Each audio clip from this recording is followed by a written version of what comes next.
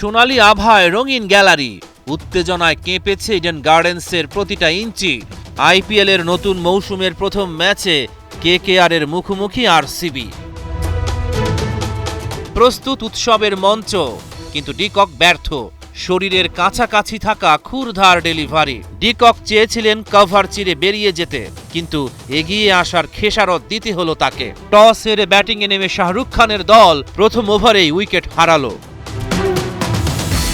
আজিঙ্কা রাহানে তার শ্রেষ্ঠ রূপে। এক মুহূর্তের জন্য দ্বিধা নয়, কোনো সংশয় নয়, শুধু অনবদ্য শৈলী আর রাজকীয় প্রতাপ। পায়ের নড়াচড়া নিখুঁত, ব্যাটের সুইং মসৃণ, আভিজাত্যপূর্ণ ফ্লিকের ছোঁয়া। গ্যালারির উল্লাস যেন রূপ নেয় এক গানের সুরে। অবশেষে প্রতীক্ষার অবসান। 18 ইনিংসের নীরবতা ভেঙে আকাশে ঝলসে উঠল এক নক্ষত্র। কেকেআরের অধিনায়ক আজিঙ্কা রাহানে কলকাতার অধিনায়কত্বের অভিষেকে মাত্র 25 বলে 50। কেকেআরের প্রতিটা হৃদয় চেয়েছিল যেভাবে, নেতা দাঁড়িয়ে গেলেন সামনে। আইপিএলের 18তম আসরের পর্দা উঠল এক ধামাকার মধ্য দিয়ে, যেখানে ব্যাট কথা বলল, প্রত্যাশা পূরণ হলো।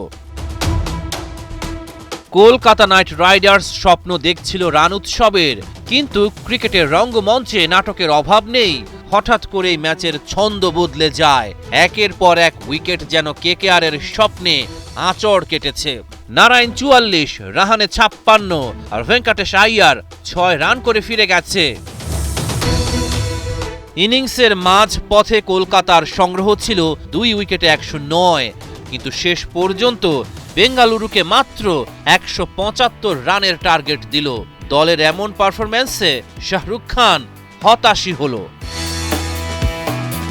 আরসিবি যেন অন্য এক ছন্দে। প্রথম ইনিংসের মাঝ পথ থেকে ম্যাচকে তারা নিজের রঙে রাঙিয়েছে। বল হাতে দাপট, ব্যাট হাতে নির্মম আঘাত। পাশার দান পুরো আরসিবির কবজায়। কোহলি সল্টের তাণ্ডব। পাওয়ার প্লের 6 ওভারেই বোর্ডে 80 রান। 25 বলে সল্টের 50, 56 রান করে ভারুণের বলে আউট হয়ে যান তিনি। 30 বলে 50 পূরণ করেন কিং কোহলি।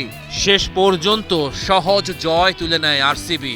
ঘরের মাঠেই বর্তমান চ্যাম্পিয়ন কলকাতাকে মাটিতে নামিয়ে আনলো কোহলিরা। রহমান পেয়ার 71।